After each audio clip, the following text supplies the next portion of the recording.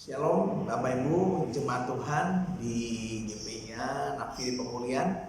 Hari ini kembali berjumpa dengan saya. Saya berdoa Bapak Ibu saudara semua ada dalam kekuatan Tuhan, sehat dalam anugerah Tuhan. Sebelum kita mendengar firman Tuhan, mari kita berdoa sebentar. Bapa di sorga, sebentar kami akan mendengar firman-Mu. Tuhan tolong kami, berikan wahyu hikmat supaya kami mengerti dan melakukan firman-Mu. Makasih, kuasai semua jemaat, kuasai hamba-Mu, ya lewat lidah hamba-Mu firman Tuhan boleh disampaikan. Terima kasih Tuhan. Dalam nama Yesus kami berdoa, haleluya, amin.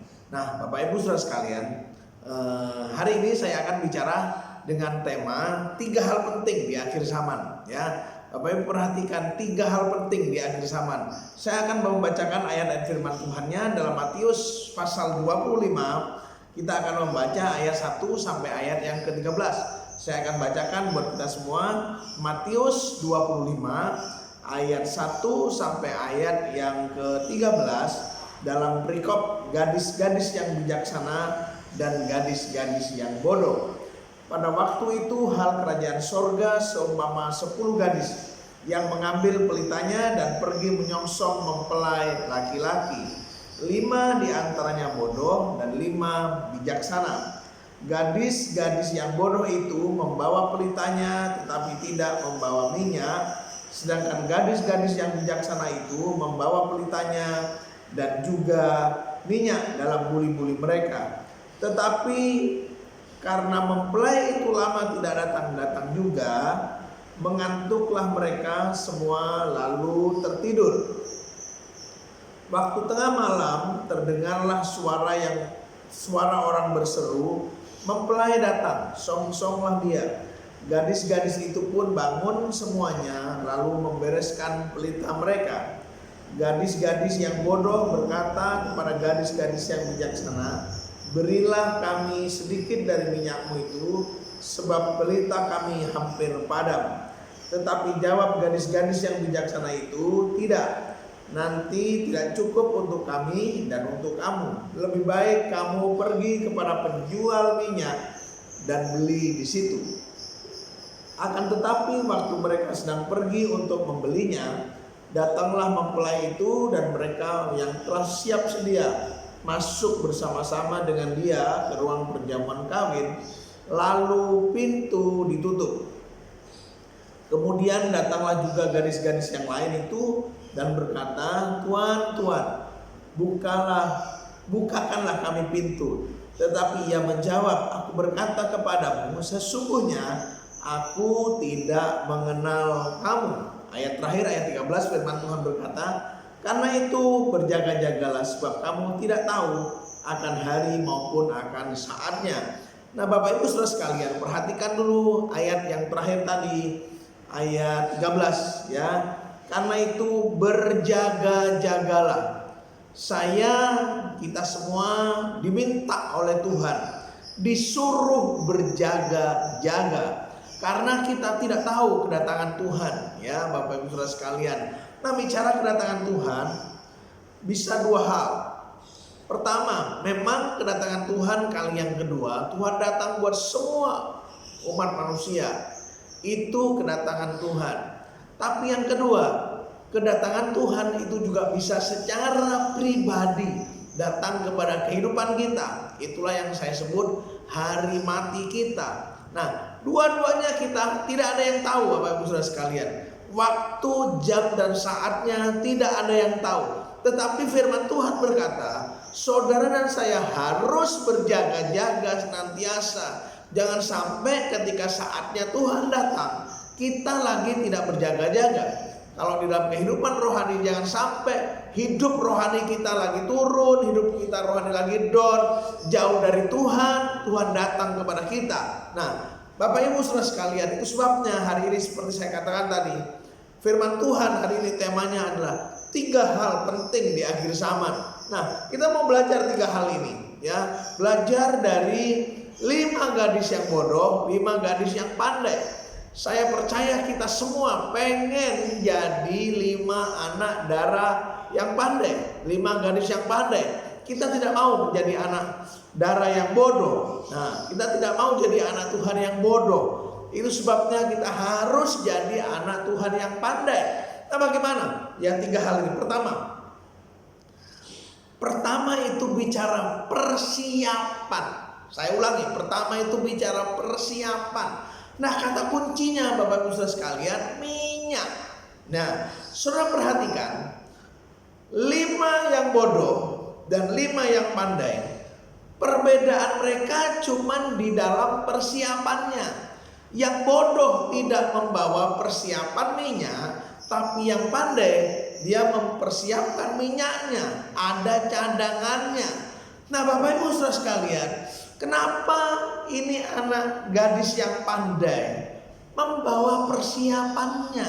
Ya, karena dia gini Bapak Ibu Saudara sekalian, orang kalau mau persiapan jujur tidak enak, itu repot.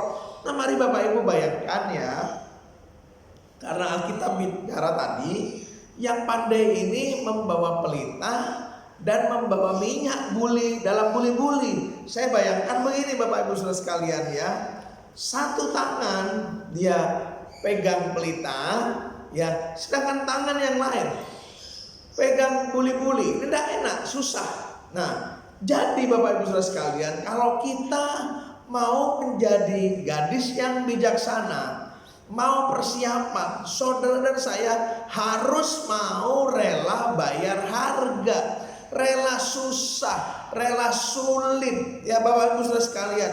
Karena di akhir zaman sekalian kita tidak tahu kapan waktunya datang. Nah, kadang-kadang Bapak Ibu Saudara sekalian, kenapa ada beberapa orang yang saya sebut tidak siap ya? Banyak orang kenapa tidak siap? Pertama bisa sebabnya karena dia nggak percaya. Nggak percaya Tuhan bisa datang kapanpun juga.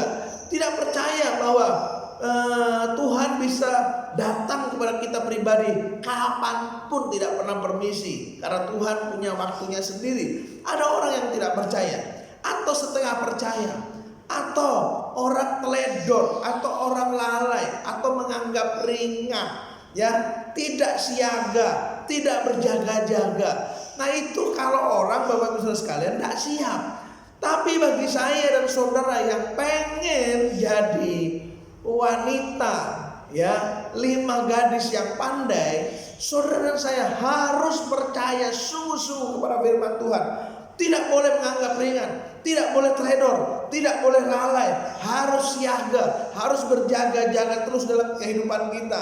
Nah, perhatikan Bapak Ibu Saudara sekalian, 5 gadis yang pandai tadi membawa minyak. Nah, kalau kita belajar di Alkitab soal minyak ini, minyak itu selalu di Alkitab menggambarkan urapan Roh Kudus dalam kehidupan kita. Nah, ini didapatkan sebagai hasil hubungan dengan Tuhan, keintiman dengan Tuhan, saat teduh dengan Tuhan, banyak doa cari wajah Tuhan, sehingga waktu banyak kita duduk diam di kaki Tuhan, Tuhan memenuhi kita dengan kuasa Roh Kudusnya, Tuhan mengurapi kita. Dan ini Bapak Ibu Saudara sekalian, sama seperti tadi, waktu si bodoh minta minyak kepada yang pandai, yang pandai berkata, jangan, nanti tidak cukup buat kami berdua, lebih baik kamu beli saja, kamu cari. Nah, ternyata 5 yang bodoh ini pergi mencari membeli minyak. Nah, artinya Bapak Ibu Saudara sekalian, untuk persiapan ini ada harga yang harus saya dan saudara bayar dalam kehidupan kita. Tidak bisa main-main, harus ada harga yang dibayar. Selama saudara tidak mau bayar harga, ya, tidak mau capek, tidak mau lelah-lelah, cuma milih gampangnya saja, nah maka kita tidak punya persiapan yang maksimal di dalam kehidupan kita. Nah, Tuhan mau kehidupan kita ini punya persiapan yang maksimal. Nah, Bapak Ibu Saudara sekalian, makanya buat pelayan-pelayan ya, di grup pelayan-pelayan, dalam beberapa hari ini saya kirimkan soal bagaimana seorang murid yang benar dari Tuhan Yesus Kristus.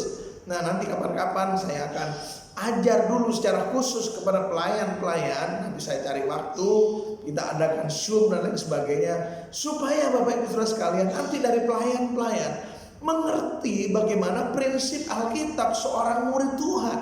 Ya, seorang murid Tuhan kalau zaman dulu ya, seorang yang magang sama seorang guru. Nah, dalam hal ini saya dan saudara ini harus magang kepada guru agung Yesus. Nah, zaman dulu yang namanya murid itu ikut gurunya kemana pergi, kemana saja. Artinya Bapak Ibu Saudara sekalian, dalam kehidupan kita harusnya 24 jam sehari kita harus ada di hadirat Tuhan.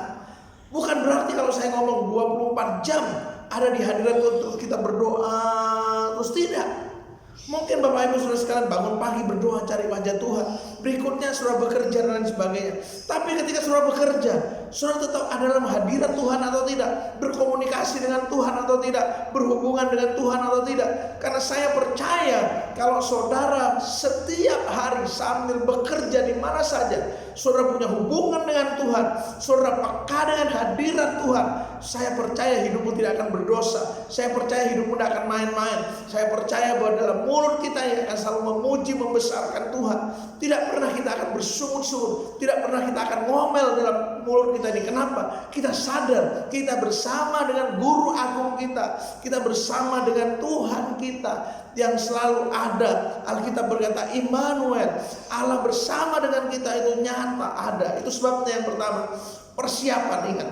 Dan kata kuncinya adalah minyak. Perhatikan saudara, ingat minyak, saudara harus punya persiapan. Ingat minyak, ingat persiapan. Nah, sekarang yang kedua. Yang kedua ini adalah bicara kesempatan. Kata kuncinya pintu. Nah, Bapak Ibu Saudara sekalian, perhatikan tadi waktu kita baca firman Tuhan, ya. Waktu mempelai datang, ya, pintu perjamuan ditutup.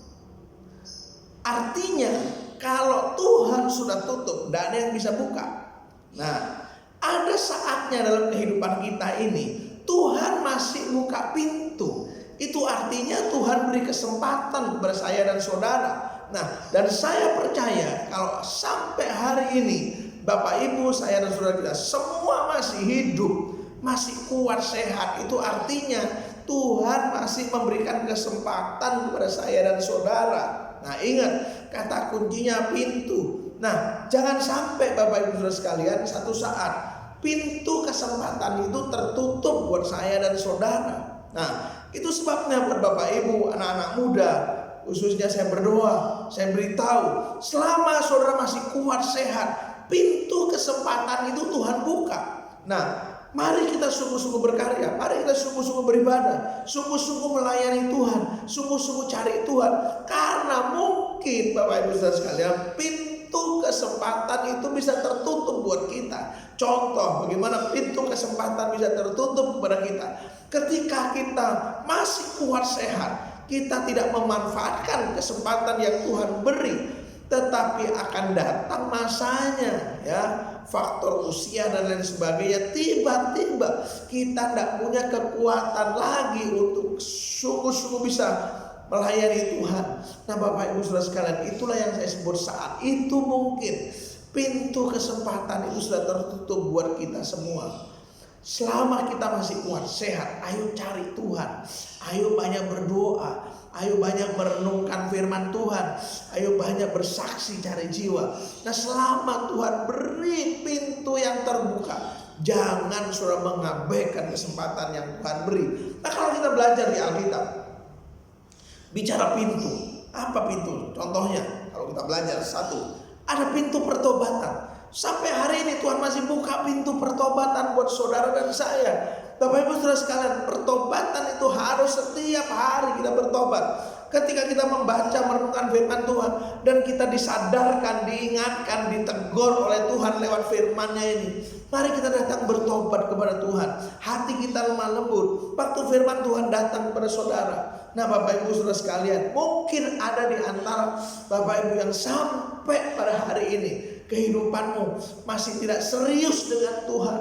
Mungkin saudara masih suka mabok-mabokan, suka minum-minum, suka merokok, suka bergadang malam-malam yang tidak penting. Nah, ketika Tuhan sampaikan pesan firman Tuhan lewat hamba Tuhan, siapa saja yang menyampaikan firman Tuhan, waktu itu terjadi seperti firman Tuhan berbicara kepada saudara, sebuah teguran, sebuah peringatan. Mari Alkitab berkata, kalau saudara mendengar firman Tuhan, surat Ibrani memberitahu kepada kita, jangan keraskan hati.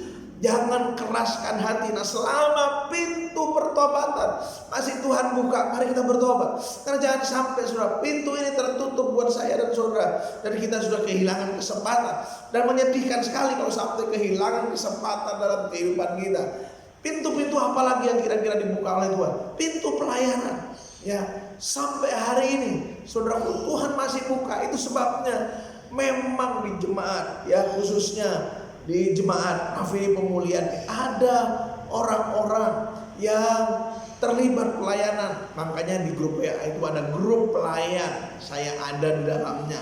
Ya, setiap pagi saya kirim renungan ibadah harian supaya kita bisa ibadah setiap hari. Nah, tapi Bapak Ibu Saudara sekalian, saya dan saudara harus bertumbuh. Orang Kristen yang tidak bertumbuh itu orang Kristen yang mandul, bahaya. Nah, bagaimana bertumbuh? Pertama, bertumbuhlah mengalami perubahan gaya hidup saudara. Ya, contohnya bagaimana berubah? Ya, contohnya yang saudara dulu merokok. Ketika saudara dengar firman Tuhan, berdoa minta sama Tuhan, Tuhan aku tidak mau terikat dengan rokok ini, lepas. Itu namanya perubahan hidup. Yang kedua, mungkin ada di antara Bapak Ibu yang senang ada di lapo-lapo, mabok-mabokan dan lain sebagainya. Ketika saudara dengar firman Tuhan, selama pintu pertobatan Tuhan beri, mari kita sadar supaya apa? Nomor satu, terjadi perubahan kehidupan kita. Nah, kalau kehidupan kita tidak berubah, saudaraku yang dikasihi Tuhan, ini sebetulnya seperti orang yang lagi tidak berjaga-jaga. Nah, itu sebabnya nomor satu, setelah mengalami perubahan hidup, maka meningkat lagi berikutnya yang saya sebut perubahan peranan. Apa itu maksudnya perubahan peranan? Ya, yang dulunya cuma jemaat biasa, cuma jemaat yang penting datang, duduk, diam, dengerin, ya wis gitu aja. Nah, sekarang berubah perannya, tidak cuma sekedar datang.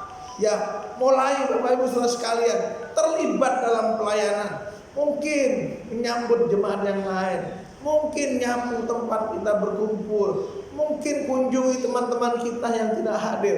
Ambil peran, ngalami perubahan yang kedua, saya sebut perubahan peranan. Hidup kita bertumbuh dan cuma jadi jemaat biasa, bertumbuh lagi mau terlibat pelayanan.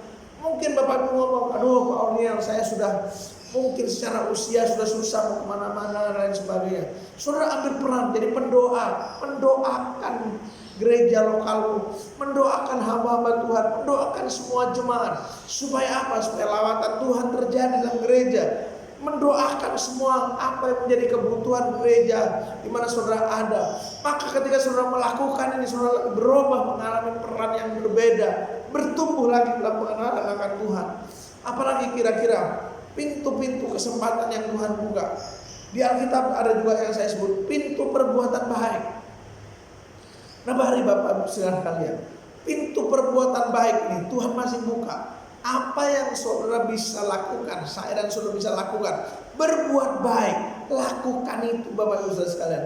Karena ketika engkau melakukan itu, orang lain itu bisa melihat bahwa engkau muridnya Yesus, anaknya Yesus. Ya, kalau Yesusnya itu baik, Yesusnya luar biasa, saya percaya bahwa saya dan saudara sebagai anak-anaknya Tuhan Yesus akan menjadi anak yang baik, anak yang luar biasa. Kenapa? Ada Tuhan dalam kehidupan kita.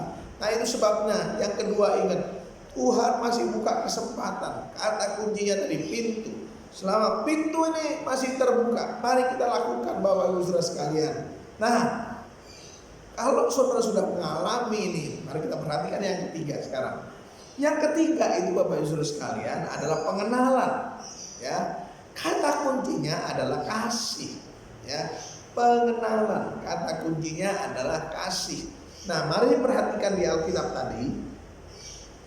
Ketika yang bodoh ini pergi cari minyak, ya, dan yang pandai ini sudah masuk ke dalam ruangan perjamuan, kan pintu sudah ditutup. Nah, ketika pintu sudah ditutup, ternyata yang kita baca tadi di firman Tuhan, yang bodoh ini mungkin setelah dia mencari minyak mendapat, dan dia ketok-ketok itu.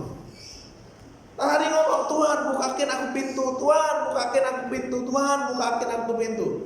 Nah, mari perhatikan Bapak Ibu Saudara sekalian, apa jawaban Tuhan dari dalam ruangan.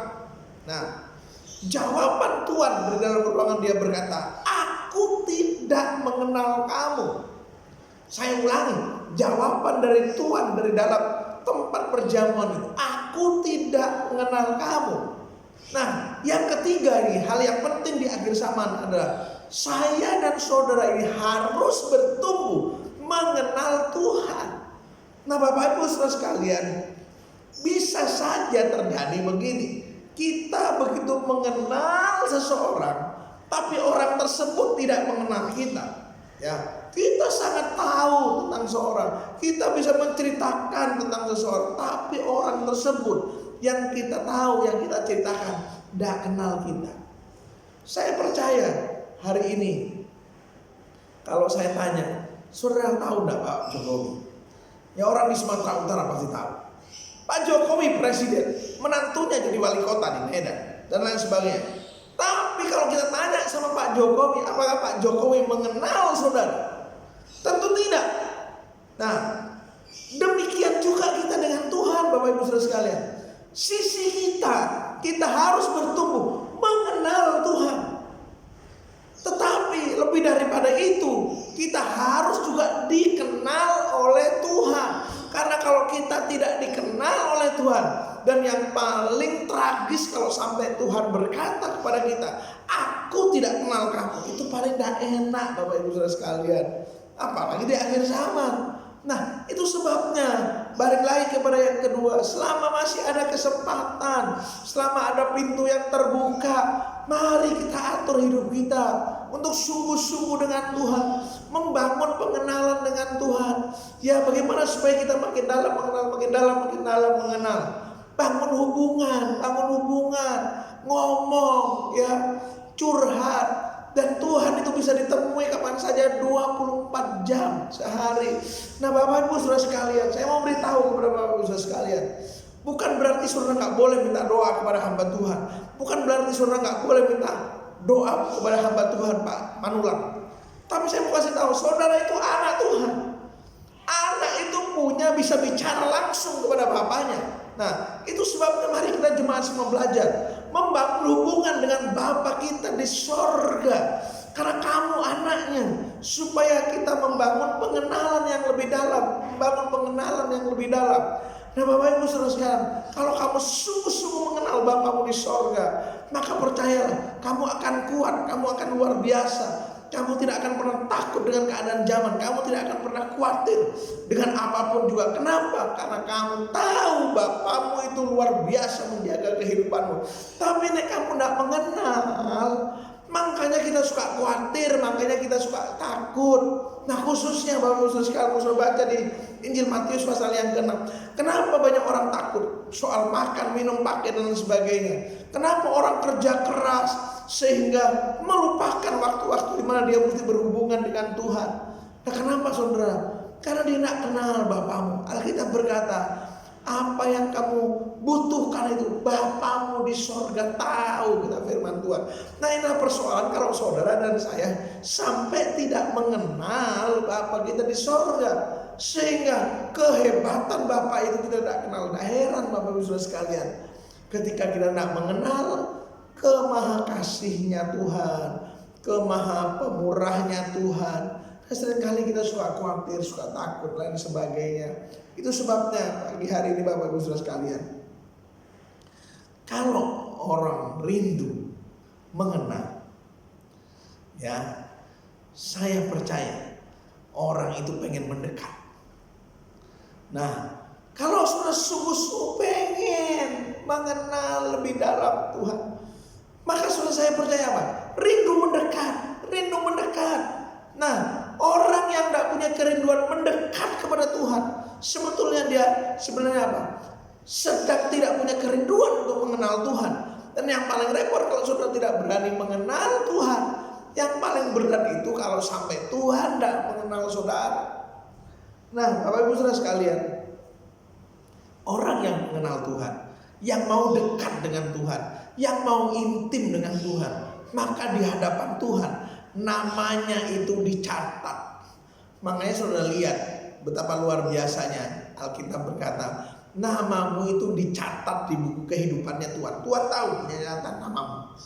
Nah itu sebabnya hari ini mari kita cek hidup kita. Sudahkah kita ini bertumbuh dalam mengenal Tuhan atau tidak? Karena kalau kita tidak bertumbuh di dalam pengenalan akan Tuhan, itu berbahaya. Nah kalau saudara rindu mengenal Tuhan, saudara akan mendekat kepada Tuhan. Ya, Raja Daud berkata begini Bapak Ibu, saking rindunya dia mengenal Tuhan, saking rindunya dia mendekat sama Tuhan. Daud berkata begini, lebih baik 1 hari di pelataran rumah Tuhan daripada 1000 hari di tempat lain. Kenapa? Karena dalam rumah Tuhan Daud berkata, aku bisa melihat Tuhan, aku bisa melihat kemurahan Tuhan. Kalau dalam versi bahasa Inggris ditulis begini Bapak Ibu sekalian, kenapa Raja Daud rindu 1 hari itu lebih baik di rumah Tuhan? Dalam versi bahasa Inggris ditulis gini, supaya dia bisa melihat kecantikan Tuhan. Tuhan itu kalau sudah dekati makin menarik, makin menarik, makin menarik. Tapi kalau sudah menjauh, akan menjauh. So susah melihat bahwa Tuhan yang kita sembah itu Tuhan yang luar biasa. Itu sebabnya mari belajar seperti Raja Daud, ya, mendekat, saudara, mendekat.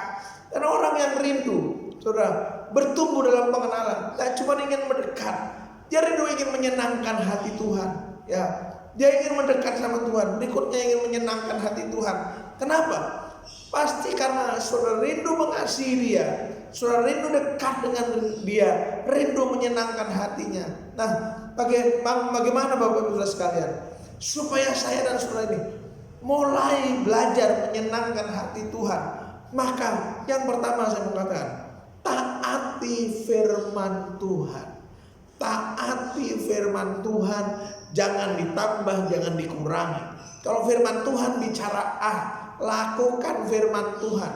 Taat itu Bapak Ibu Saudara sekalian, dibaca dari depan, dibaca dari belakang, sama saja taat. Begitu saya dan saudara taat kepada firman Tuhan, taat kepada Tuhan, itu Bapak kita senang.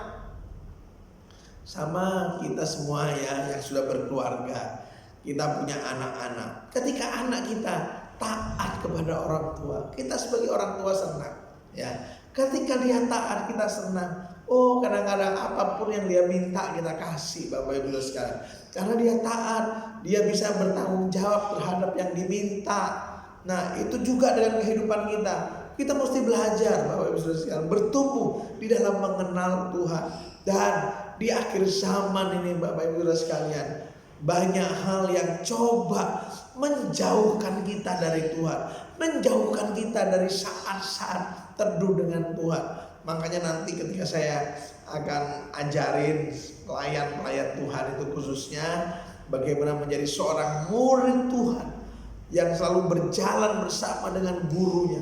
Nah, di sanalah kita akan belajar bahwa kita harus bisa mati bagi diri sendiri, mau tiap hari mentaati Tuhan, mau selalu rindu duduk diam di kaki Tuhan.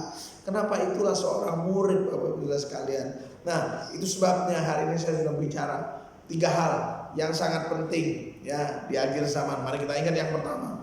Ya, saya ulangi. Yang pertama itu bicara persiapan kita. Kata kuncinya tadi minyak. Ya, ayo persiapkan kita, persiapkan diri kita. Yang kedua adalah kesempatan. Kata kuncinya pintu. Selama Tuhan masih kasih kesempatan buat kita, selama pintu itu terbuka, mari kita lakukan, kita kerjakan, kita maksimalkan kesempatan yang Tuhan beri. Dan jangan sampai pada waktunya kita tidak punya pintu yang terbuka, tidak punya kesempatan lagi. Saya dan saudara akan menyesal. Dan yang ketiga tadi, mari kita bertumbuh dalam pengenalan. Kata kuncinya kasih. Mengenal. Tapi yang lebih dari utama, kita minta supaya tidak cuma kita yang bertumbuh di dalam mengenal Tuhan, tapi kita minta juga supaya Tuhan sungguh-sungguh mengenal kita. Waktu nama kita dikenal, Bapak Ibu Saudara sekalian, hidup kita ini luar biasa. Saya berdoa supaya firman Tuhan ini kita lakukan dalam kehidupan kita, supaya kehidupanmu bertumbuh makin hari makin serupa seperti Tuhan. Mari kita berdoa. Bapa di sorga, kami bersyukur dan berterima kasih.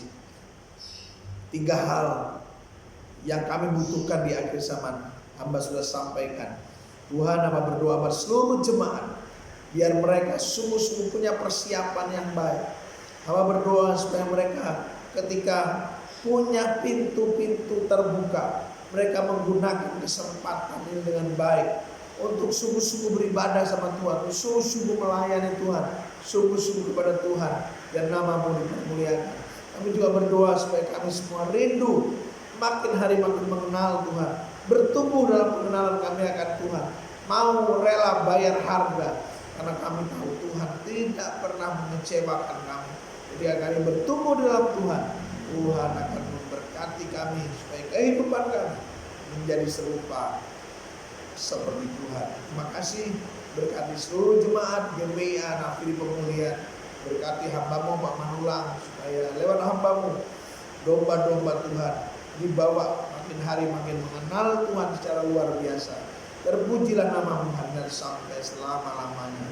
Hamba sudah berdoa dan syukur, terpuji nama-Mu, dalam nama Tuhan Yesus Kristus kami berdoa. Haleluya. Amin.